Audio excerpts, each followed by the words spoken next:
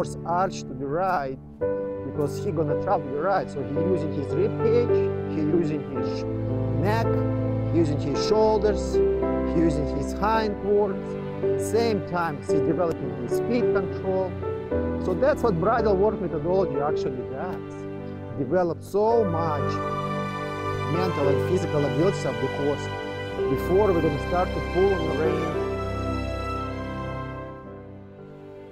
Bridle work methodology. That's a very interesting subject of my horsemanship, and I apply bridle work methodology with any horses I start to educate it or re-educate in the older or younger horses. I believe how I look on bridle work methodology. You know, if you know my background, I was in professional sport for 9 years. I was a fencer, saber fencer, and I took my knowledge from the sport and apply to my horsemanship philosophy and methodology by developing muscle memory with timing, repetition, and relaxation, and increasing timing on each repetition. Not concentrating at all on the horse, if he gonna give me this nose or he not gonna give me this nose. Only what I'm concentrating in my mind, in my timing. So when I'm gonna start to just educate, I'm gonna pick up rein and I'm gonna release. And it's gonna be first repetition. My second gonna be repetition, gonna be 1, 2, 3, 4, 5, and release. My third repetition gonna be 1, 2, 3, 4, 5, 6, 7, 8, 9, 10, and release. So my idea to educate horse muscle memory and mental and physical abilities without pressure and release, with timing and repetition, and increase timing in each repetition. So I actually physically and mentally develop horse abilities, mental physical abilities, so he can become an athlete. On any sport in the world exist methods before we have final performance maneuver. We develop balance, coordination, muscle memory, mental and physical abilities of the human. And after, human practice only final performance maneuver, when he develop methods for this final maneuver. In my philosophy, in my methods, when I apply my methods in philosophy with horses, I put my thoughts exactly the same like I was educated with my coach. I educate and develop horse mental and physical abilities with timing, repetition on each physical exercise, increasing timing on each exercise, and have relaxation between each exercise. But the most important, each method supports another method. So each method leads to next method, to the final success, to the final result, final performance maneuver, what I desire from my student, from the horse. Everything what I educate a horse, say for example, I want to educate horse to move shoulders to the left or right direction. First of all, I would like to educate horse with bridle work methodology to develop horse neck muscle memory. Develop tissue of the muscle, be very flexible. Because pressure and release, it's just, in my opinion, my philosophy, it's just aggravation in the horse mouth. And when horse submit, we release the reins. Exactly the same happens with legs and etc. So pressure and release educate horse to the some level, mentally and physically, and after we have to apply much more pressure, so horse will respond to this pressure and release.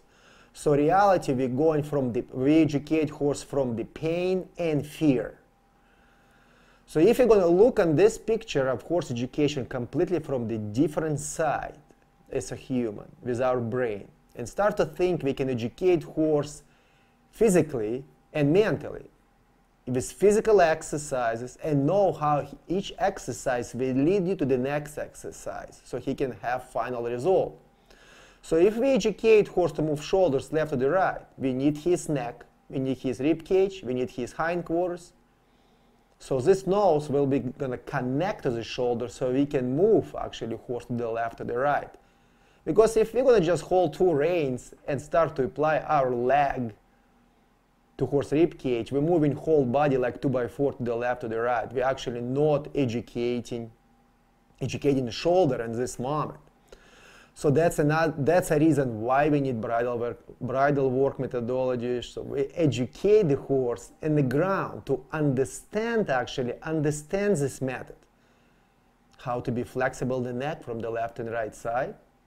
How to travel forward and be flexible in the neck from the left and right side. Understand the speed control from the round pen work methodology, but transfer to the bridle work methodology.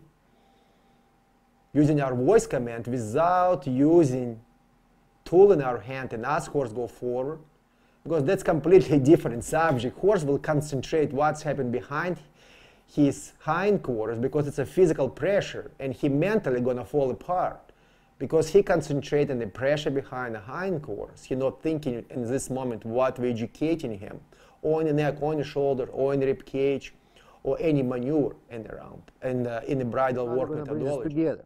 Shoulders, ribcage, shoulders, ribcage, shoulders, ribcage, shoulders, ribcage, hindquarters, shoulders. And that's how we get in side pass in the ground without applying physical pressure, and horse concentrate what on my education, not what's happened behind.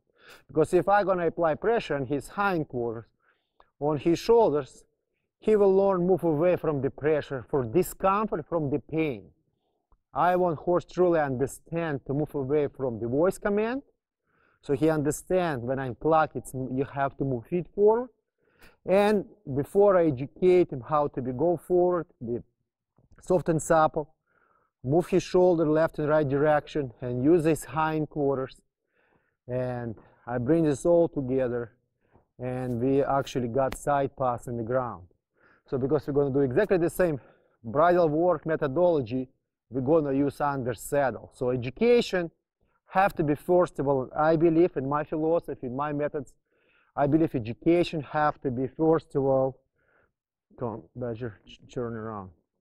Education have to be, first of all, in the ground with horse to educate so he can understand mentally and physically, and after transfer to the saddle. Shoulders, hindquarters, shoulders, hindquarters, shoulders, hindquarters, shoulders, hindquarters, shoulders, hindquarters.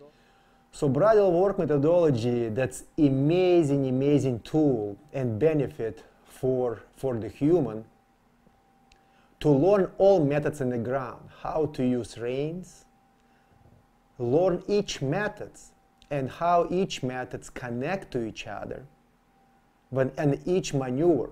If you're going to educate horse back up, if we educate horse first of all from the left and right side and develop balance and coordination, educate horse side pass, educate horse travel consistent forward motion, educate horse travel in a straight line in the back up,